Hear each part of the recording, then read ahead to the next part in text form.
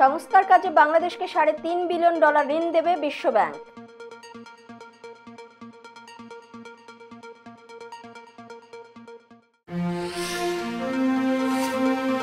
বন্যার্তদের জন্য $1.85 মিলিয়ন সহায়তা সুইডেনের।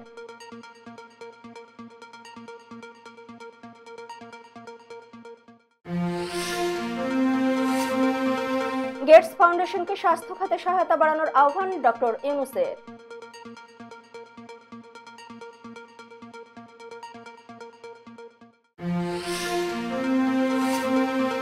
যুক্তরাষ্ট্র আওয়ামী লীগের বিক্ষোভ, বর্তমান সরকার ও ডক্টর মোহাম্মদ ইউনূসের বিরুদ্ধে অভিযোগ।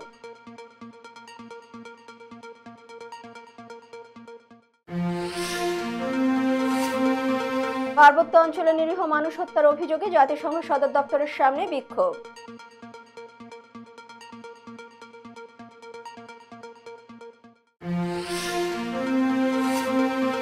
পাকিস্তানের শিয়া সুন্নিদের সংঘর্ষে নিহত 25।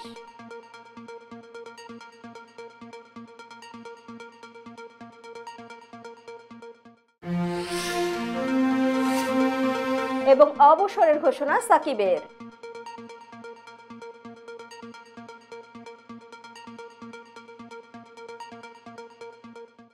আসসালামু আলাইকুম, সবাইকে স্বাগত জানাচ্ছি মিলেনিয়াম টিভি ইউএস এর প্রতিদিনের বাংলা সংবাদে। আপনাদের সাথে রয়েছে আমি সুমি আহসান। দেখছিলেন সংবাদ শিরোনাম, এবারে বিস্তারিত। প্রথমেই বাংলাদেশ প্রসঙ্গ।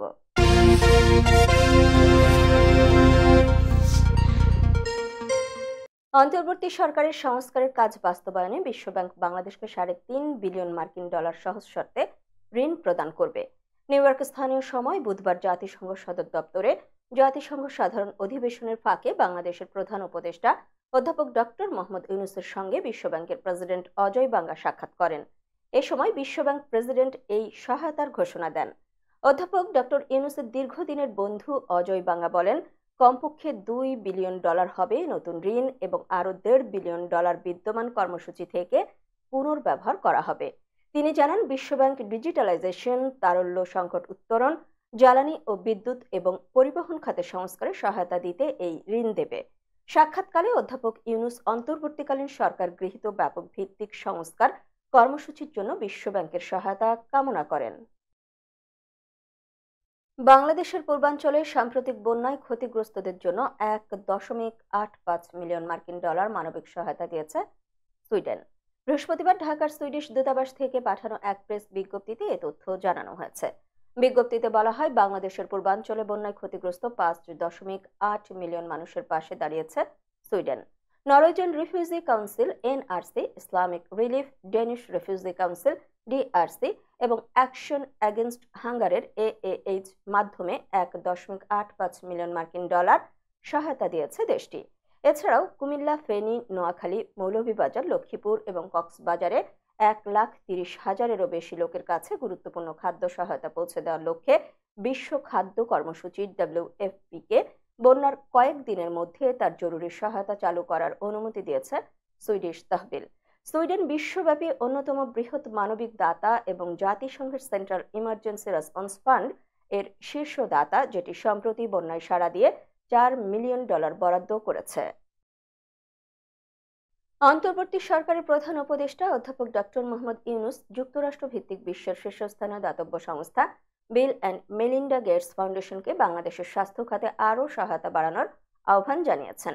নিউ ইয়র্ক স্থানীয় সময় 25শে সেপ্টেম্বর বুধবার জাতিসংঘ সদর দপ্তরে বাংলাদেশের প্রধান উপদেষ্টা অধ্যাপক ডক্টর মোহাম্মদ ইউনূসের সাথে গেটস ফাউন্ডেশনের প্রধান নির্বাহী কর্মকর্তা মার্ক সুজমান সাক্ষাৎ করেন। এ সময় প্রধান উপদেষ্টা বাংলাদেশে তাদের সহায়তা বাড়ানোর আহ্বান জানান। প্রধান উপদেষ্টার প্রেস সচিব শফিকুল আলম বলেন, প্রধান উপদেষ্টা গেটস ফাউন্ডেশনকে বাংলাদেশে স্বাস্থ্যসহ অন্যান্য খাতে প্রতিষ্ঠানটির সহযোগিতা বাড়ানোর অনুরোধ করেছেন। এতে মার্ক সুজমান ইতিবাচক সাড়া দিয়ে বাংলাদেশে তাদের সম্পৃক্ততা বাড়ানোর বিষয়ে আগ্রহ দেখান।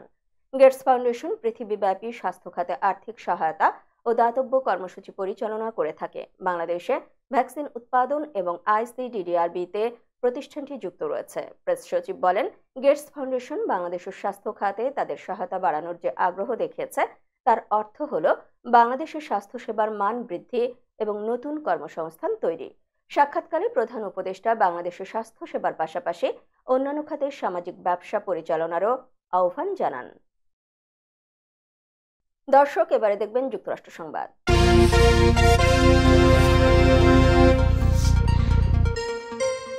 গত 23শে সেপ্টেম্বর সোমবার ব্রঙ্কসের অলমস্টেড এভিনিউতে অবস্থিত বাংলা বাজার এলাকায় সেলিম আলী পরিষদের নির্বাচন পরিচালনা অফিসের শুভ উদ্বোধন করা হয়। বাংলাদেশ সোসাইটি ইনকের নির্বাচন আগামী 27শে অক্টোবর। আপনারা জানেন, এই উপলক্ষে আমরা ব্রঙ্কসের সেলিম আলী পরিষদের নির্বাচনী কার্যালয়ের শুভ উদ্বোধন করতে যাচ্ছি। আজকের এই শুভ উদ্বোধনে সভাপতিত্ব করবেন আমাদের আহ্বায়ক কমিটির অন্যতম আহ্বায়ক ফেন্সুগঞ্জ অর্গানাইজেশনের সম্মানিত সভাপতি জনাব মাহবুব আলম ভাই সভাপতিত্ব করবেন।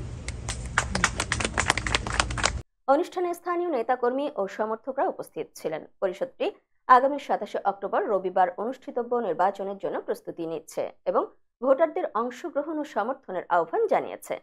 সেলিম আলী পরিষদ তাদের প্রচারণা কার্যক্রমে কমিউনিটির সবার সহযোগিতা ও দোয়া কামনা করেছে। পরিষদের পক্ষ থেকে জানানো হয়েছে যে তারা বাংলাদেশ সোসাইটি ইনক এর অধীনে কাজ করে যাচ্ছে এবং আগামীর উন্নয়নের লক্ষ্যে তাদের প্রচেষ্টা অব্যাহত থাকবে। প্রতিবেদনটি পাঠিয়েছেন মিলেনিয়াম টিভি প্রতিনিধি কাজী রবিউজ্জামান।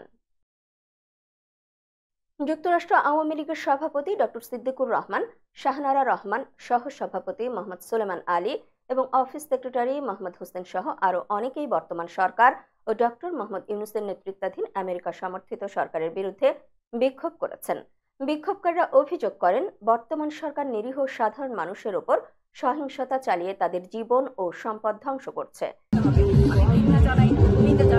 আমাদের জনগণকে যেভাবে মারা হচ্ছে, আমাদের পিস অফ ভয়েস যেটা আমরা করি আমাদের ইংরেজি ঘোষণায় বাংলাদেশে আমরা কোনো টিভিতে কোনো সাদা কালো বলতে কোনো কিছুই নাই ওখানে। তারা আরও দাবি করেন, এই সরকার ব্যবসা প্রতিষ্ঠান এবং ব্যক্তিগত সম্পদ লুট করে মানুষকে কারাবন্দী করছে। বিক্ষোভে অংশগ্রহণকারীরা সরকারের দখলদারিত্বের নীতি এবং পশ্চিমা শক্তির বাংলাদেশের ওপর হস্তক্ষেপের বিরুদ্ধে কড়া প্রতিবাদ জানিয়েছেন। তারা বলেন, এই সরকার জাতির ভবিষ্যৎ ধ্বংসের পথে নিয়ে যাচ্ছে। প্রতিবেদনটি পাঠিয়েছেন মিলেনিয়াম টিভির কর্ণধার জনাব নূর মোহাম্মদ তোফাদার। দর্শক, মিলেনিয়াম টিভি ইউএস এর প্রতিদিনের বাংলা সংবাদের এ পর্যায়ে ছোট্ট একটি বিরতি, সঙ্গেই থাকুন।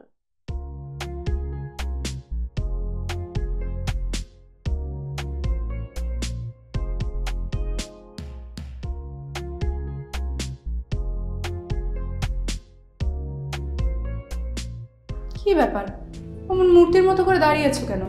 পাগল হয়ে গেলে নাকি? প্র্যাকটিস করছি। কি প্র্যাকটিস করছো? কেন লিভিং স্ট্যাচুতে দাঁড়িয়ে কি করে ভিক্ষা করে দেখালি? আমার ট্যাক্স নিয়ে ঝামেলা চলছে, ল্যান্ড প্রপার্টি নিয়ে ঝামেলা চলছে।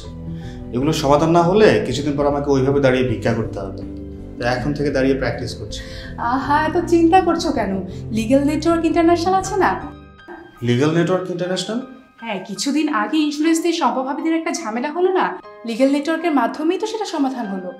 শুধু ইন্স্যুরেন্সই না ভাবি, criminal case, immigration, tax, divorce, housing সংক্রান্ত যে কোনো লিগেল সমস্যার সমাধান পেয়ে যাবেন লিগেল নেটওয়ার্কে।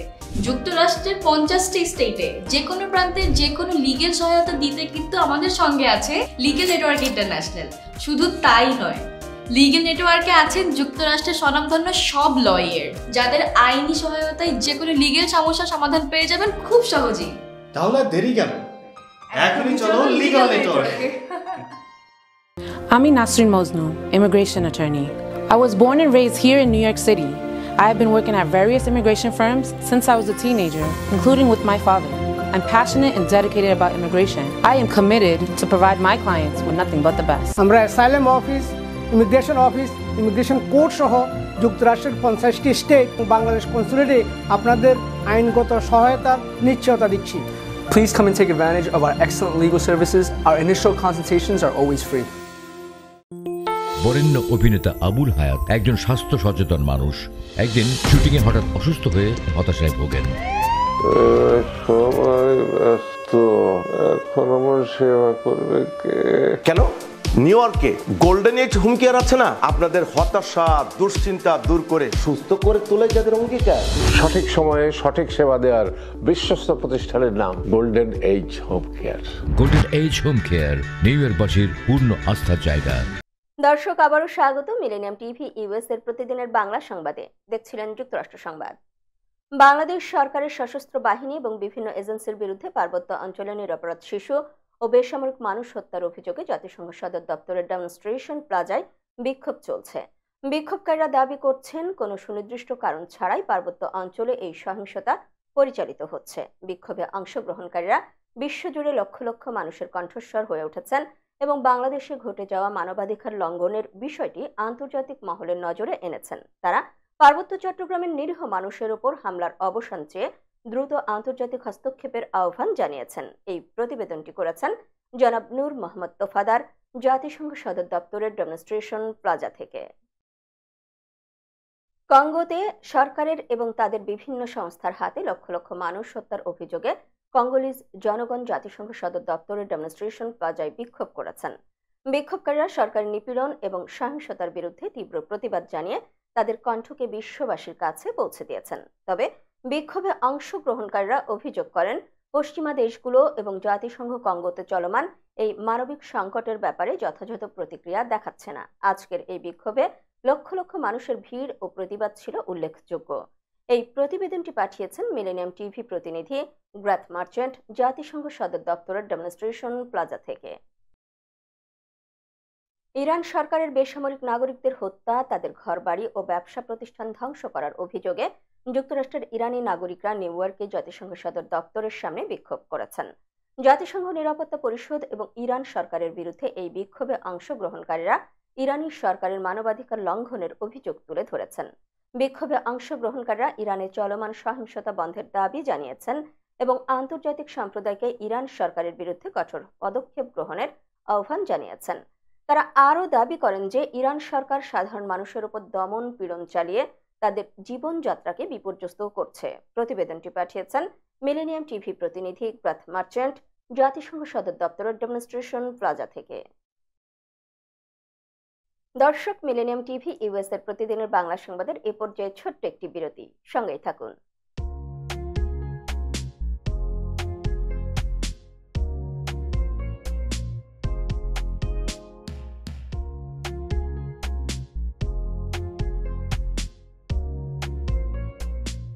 কি ব্যাপার, অমন মূর্তির মতো করে দাঁড়িয়ে আছো কেন?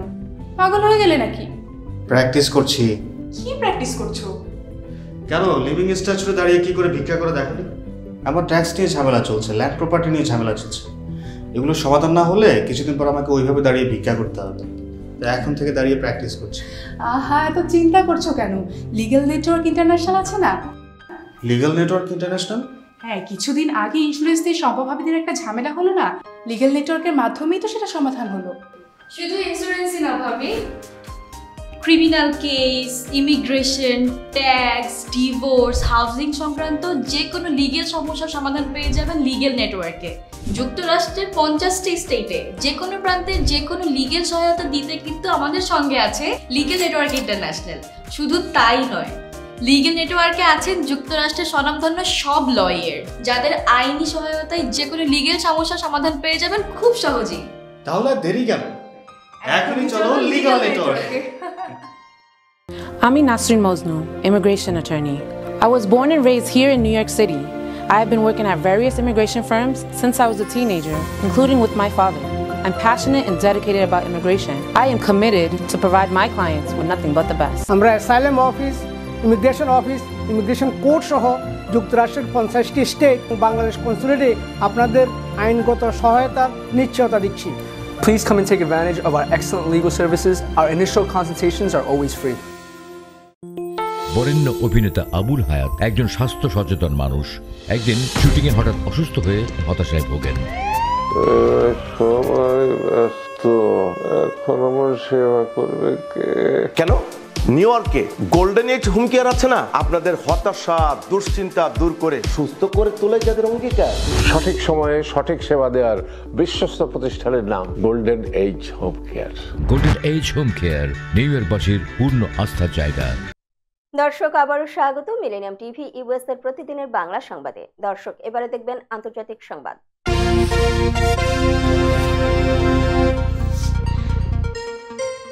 পাকিস্তানের উত্তর পশ্চিমাঞ্চলে দুটি গোষ্ঠীর মধ্যে সংঘর্ষে অন্তত 25 জন নিহত হয়েছেন, আহত হয়েছে অন্তত 75 জন। খাইবার পাখতুনখাওয়া প্রদেশের কুররাম জেলায় শিয়া ও সুন্নি জনগোষ্ঠীর মধ্যে এই সংঘর্ষ হয়। বার্তা সংস্থা এপি জানায়, কয়েকদিন আগে আফগানিস্তান সীমান্তের কাছে কুররাম জেলায় একটি জমি নিয়ে বিরোধ থেকে এই সংঘাতের সূত্রপাত।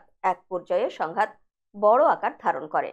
কুররামের এক উচ্চপদস্থ কর্মকর্তা বলেছেন, অসংখ্য ঘরবাড়ি ক্ষতিগ্রস্ত হয়েছে। প্রশাসন ও অন্য জাতিগোষ্ঠীরা এই সংঘর্ষ বন্ধের অনেক চেষ্টা করেছে। খাইবার পাখতুনখাওয়া প্রাদেশিক সরকারের মুখপাত্র ব্যারিস্টার সাইফ আলী জানান, উত্তেজনা নিয়ন্ত্রণে প্রশাসন জনগোষ্ঠীগুলোর নেতাদের সঙ্গে নিয়ে কাজ করছে। দুই পক্ষই সংঘাত বিরতিতে সম্মত হয়েছে বলে জানা গেছে। সাম্প্রতিক বছরগুলোতে কুররামে শিয়া ও সুন্নিদের মধ্যে একাধিক সংঘর্ষ হয়েছে। গত জুলাইও তাদের মধ্যে জমি নিয়ে বিরোধ থেকে হওয়া সংঘর্ষে হতাহতের ঘটনা ঘটে। অনুপ্রবেশের অভিযোগে ভারতের 2 রাজ্য থেকে 11 জন বাংলাদেশিকে গ্রেফতার করেছেন দেশটির নিরাপত্তা বাহিনী। তাদের মধ্যে 6 জনকে তামিলনাড়ু থেকে এবং বাকি 5 জনকে মহারাষ্ট্র থেকে আটক করা হয়। বুধবার 2টি পৃথক প্রতিবেদনে ভারতীয় সংবাদ মাধ্যম দ্য হিন্দু ও ইন্ডিয়া টুডে এ খবর জানিয়েছে। দ্য হিন্দুর খবরে বলা হয়, মঙ্গলবার তামিলনাড়ু রাজ্যের তিরুপ্পুর জেলা থেকে 6 জন বাংলাদেশি নাগরিককে গ্রেফতার করা হয়েছে। শহরের একটি বাসস্ট্যান্ড থেকে স্থানীয় পুলিশ ও র্যাপিড অ্যাকশন ফোর্স তাদেরকে আটক করে। এনআইডি কার্ড ও অন্যান্য নথিপত্র যাচাই করে। আটককৃতদের মধ্যে 6 জনকে বাংলাদেশি বলে শনাক্ত করেছে তারা। আটককৃতদের একটি নেটওয়ার্ক কারখানায় চাকরি দেওয়ার লোভ দেখিয়ে ভারতের তামিলনাড়ু রাজ্যে মুধালিপালায়ামে নেওয়া হয়েছিল বলে জানিয়েছে দ্য হিন্দু। আটক 6 জনই বাংলাদেশের নারায়ণগঞ্জের বাসিন্দা। তারা হলেন তানভীর, রশিদ গাভুন, মোহাম্মদ আসলাম, মোহাম্মদ আল ইসলাম, মোহাম্মদ রাগুল আমিন, শাবনুন শেখ। অন্যদিকে ইন্ডিয়া টুডের প্রতিবেদনে বলা হয়, বেআইনিভাবে ভারতে থাকার অভিযোগে রোববার মহারাষ্ট্রের পালঘাট জেলা থেকে 5 জন বাংলাদেশকে গ্রেফতার করেছে পুলিশ। তাদের বিরুদ্ধে মামলাও করা হয়েছে। দর্শক এবারে দেখবেন প্রতিনিধি সংবাদ।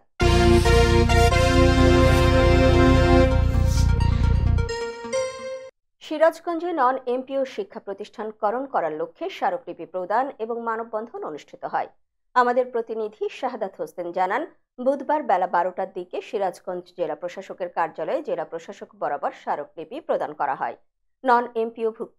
নন এমপিও শিক্ষা প্রতিষ্ঠানের শিক্ষক কর্মচারী পরিষদ সিরাজগঞ্জ জেলা শাখার পক্ষ থেকে অতিরিক্ত জেলা ম্যাজিস্ট্রেট লিট্রুস লরেন্স চিরানের হাতে স্মারকলিপি প্রদান করা হয় এবং বিভিন্ন দাবিগুলো অবগত করা হয়। পরে জেলা প্রশাসকের কার্যালয়ের সামনে ঘণ্টাব্যাপী মানববন্ধন করা হয়। মানববন্ধনে সভাপতিত্ব করেন এমপিওভুক্ত নন এমপিওভুক্ত শিক্ষা প্রতিষ্ঠানের শিক্ষক কর্মচারী পরিষদ সিরাজগঞ্জ জেলা শাখার সভাপতি মোহাম্মদ আবু সাইম, সিনিয়র সহ সভাপতি রায়হান কবিরের সঞ্চালনায় বক্তব্য রাখেন সংগঠনের সহ সভাপতি মমিনুল হক, মোহাম্মদ আতিকুল ইসলাম, মোহাম্মদ নাজমুল হুদা, মোহাম্মদ নাজির হোসেন, অপূর্ব কুমার ঘোষ, সাধারণ সম্পাদক মোহাম্মদ আবু তারেক হাবিব, সহ সাধারণ সম্পাদক রতন কুমার বর্মন এবং বুলবুল ইসলাম, মোহাম্মদ আব্দুল মোমিন, মোহাম্মদ উজ্জ্বল হোসেন, মোহাম্মদ তাওহিদুল ইসলাম, সাংগঠনিক সম্পাদক মোহাম্মদ আবুল কালাম আজাদ, সহ সাংগঠনিক সম্পাদক মোহাম্মদ নুরুনবী, অর্থ সম্পাদক মোহাম্মদ মাহবুবুর রহমান খান, সহ অর্থ সম্পাদক মোহাম্মদ হাসানুল রানা, প্রচার সম্পাদিকা মোসাম্মদ জান্নাতুন নাইম, সহ প্রচার সম্পাদিকা বিউটি সরকার, দপ্তর সম্পাদক মোহাম্মদ লুৎফর রহমান, সহ দপ্তর সম্পাদক মোহাম্মদ আবুল কালাম আজাদ, কার্যনির্বাহী সদস্য আতাউর রহমান, মোহাম্মদ রুবেল রানা সহ প্রমুখ। মানববন্ধনে বক্তারা বলেন, শিক্ষা কারিকুলাম এবং শিক্ষার্থীদের পাঠদান প্রক্রিয়া সরকারি এমপিও নন এমপিও শিক্ষা প্রতিষ্ঠানে অভিন্ন হওয়া সত্ত্বেও শুধুমাত্র নন এমপিও শিক্ষা প্রতিষ্ঠানের শিক্ষক কর্মচারীগণ বেতন ভাতা থেকে বঞ্চিত এবং চরমভাবে বৈষম্যের শিকার। কোনো কোনো শিক্ষা প্রতিষ্ঠান স্থাপনের বয়স 25 বছর বা তার চেয়েও বেশি। অনেক শিক্ষক কর্মচারী বিনা বেতনে অবসরে গেছেন, কেউ কেউ বেতনবিহীন অবস্থায় রোগে শোকে মৃত্যুবরণ করেছেন। এমপিওভুক্ত একটি চলমান প্রক্রিয়া। সরকার প্রতি বছর শিক্ষা প্রতিষ্ঠান এমপিওভুক্ত করবেন। দুঃখের বিষয়, বিগত সরকার নির্বাহী আদেশে কিছু সংখ্যক শিক্ষা প্রতিষ্ঠানকে এমপিওভুক্তি হতে বঞ্চিত করেছেন। প্রতি বছর বাজেটে নন এমপিও শিক্ষা প্রতিষ্ঠান এমপিওভুক্তকরণের জন্য অর্থ বরাদ্দ থাকলেও অদৃশ্য কারণে এমপিওভুক্তিকরণ বন্ধ রাখা হয়। বেতনবিহীন শিক্ষক ও কর্মচারীদের দুর্ভোগ ও দুর্দশা এবং বৈষম্যের কথা বিবেচনা করা প্রয়োজন। দর্শক, মিলেনিয়াম টিভি ইউএস এর প্রতিদিনের বাংলা সংবাদের এ পর্যায়ে আবারও ছোট্ট একটি বিরতি, সঙ্গেই থাকুন।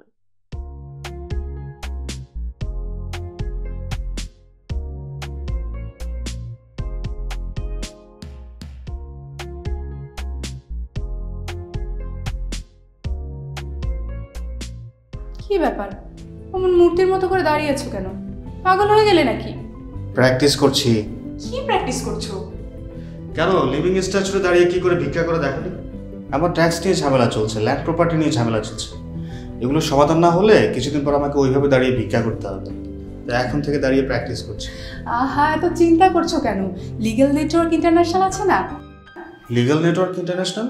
হ্যাঁ, কিছুদিন আগে ইন্স্যুরেন্স দিয়ে সম্পভাবিদের একটা ঝামেলা হলো না? লিগ্যাল নেটওয়ার্কের মাধ্যমেই তো সেটা সমাধান হলো। শুধু ইন্স্যুরেন্সই না ভাবি, criminal case, immigration, tax, divorce, housing সংক্রান্ত যে কোনো লিগেল সমস্যার সমাধান পেয়ে যাবেন লিগেল নেটওয়ার্কে।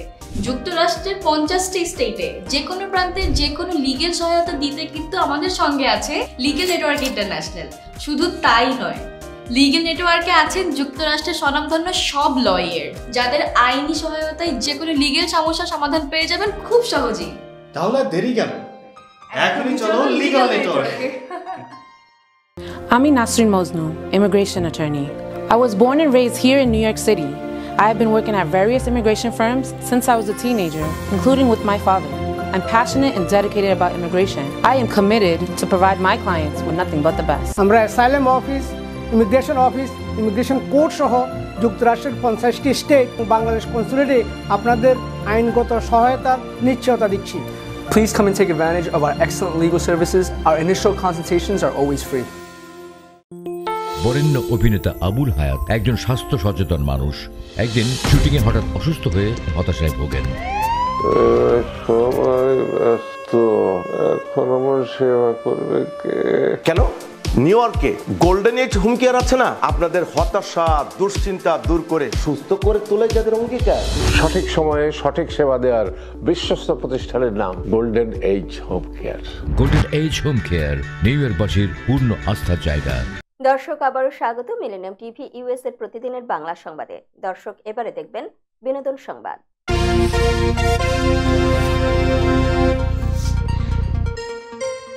দিন দিন নিজের অভিনয় দক্ষতার জানান দিচ্ছেন ওপার বাংলার অভিনেত্রী কৌশানী মুখার্জি।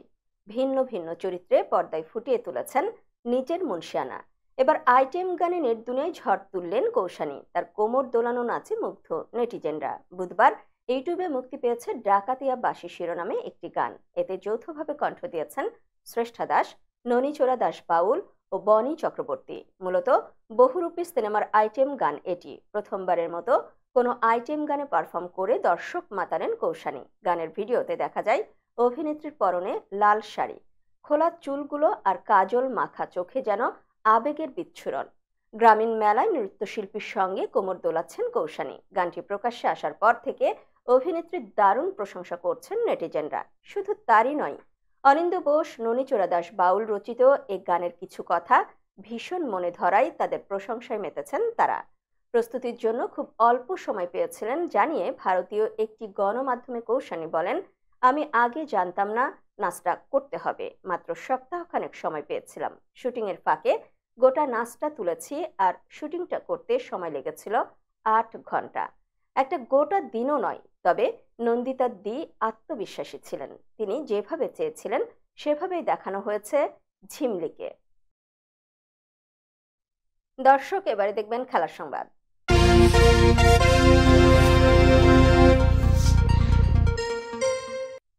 দক্ষিণ আফ্রিকার বিপক্ষে টেস্ট সিরিজের সুযোগ পেলে সেটাই হবে সাদা ক্রিকেটে সাকিব আল হাসানের শেষ সিরিজ। আজ কানপুর টেস্ট পূর্ব সংবাদ সম্মেলনে কথা বলতে এসে নিজের অবসরের ঘোষণা দিয়েছেন সাবেক এই অধিনায়ক। প্রথম টেস্টে কোনো উইকেট পাননি সাকিব।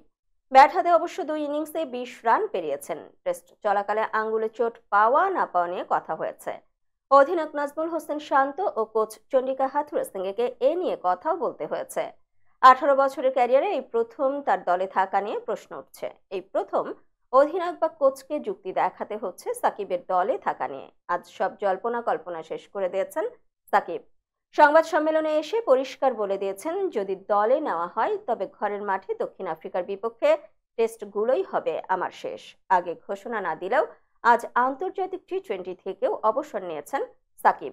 বলেছেন, সর্বশেষ টি-20 বিশ্বকাপে ছিল এই ফরম্যাটের তার শেষ ম্যাচ। আমার মনে হয় টি-20তে আমি আমার শেষ ম্যাচ খেলে ফেলেছি। অর্থাৎ ভারতের বিপক্ষে আগামী মাসে শুরু হতে যাওয়া টি-20 সিরিজেও আর দেখা যাবে না তাকে। সংবাদ শেষ করার পূর্বে শিরোনামগুলো আরো একবার।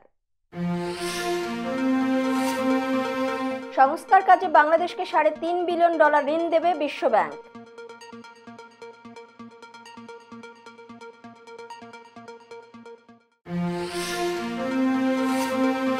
বন্যার্তদের জন্য $1.85 মিলিয়ন সহায়তা সুইডেনের।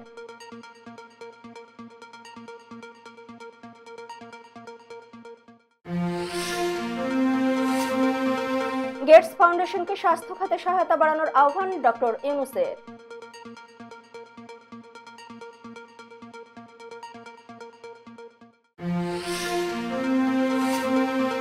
যুক্তরাষ্ট্র আওয়ামী লীগের বিক্ষোভ, বর্তমান সরকার ও ডক্টর মোহাম্মদ ইউনূসের বিরুদ্ধে অভিযোগ।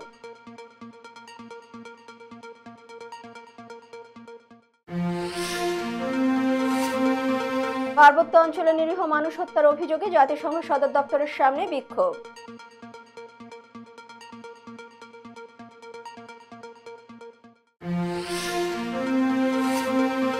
পাকিস্তানের শিয়া সুন্নিদের সংঘর্ষে নিহত 25।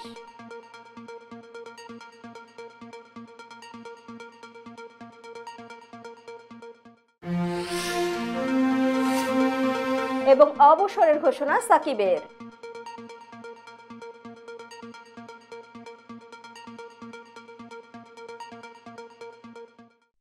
এই ছিল মিলেনিয়াম টিভি ইউএস এর প্রতিদিনের বাংলা সংবাদে। মিলেনিয়াম সংবাদ দেখতে লগ ইন করুন আমাদের সামাজিক যোগাযোগ সাইট facebook.com/millenniumtv/USA বাংলা এবং youtube.com/officialmillenniumtv। এছাড়াও সংবাদের সর্বশেষ আপডেট জানতে ভিজিট করুন আমাদের নিয়মিত ওয়েবসাইট www.millenniumtvusa.com এবং www.millenniumtv.org। প্রিয় দর্শক, মিলেনিয়াম টিভি দেখুন সকল অ্যান্ড্রয়েড ফোনে, iOS ও Apple TV, Amazon fire TV, Roku TV এবং সকল স্মার্ট টিভিতে। এছাড়াও মিলেনিয়াম টিভি দেখতে পাবেন সমস্ত ইউরোপীয় দেশ এবং অস্ট্রেলিয়া স্কাই নেটওয়ার্কে। বিশ্বব্যাপী জাদু টিভি, রেডিয়েন্ট আইপি টিভি, বিশ্বব্যাপী জাগোবিডি নেটওয়ার্ক এবং বিশ্বব্যাপী হরাইজন স্যাটেলাইটে। আপনারা যে যেখানে থাকুন, ভালো থাকুন, সুস্থ থাকুন, মিলেনিয়াম টিভির সাথেই থাকুন। আল্লাহ হাফেজ।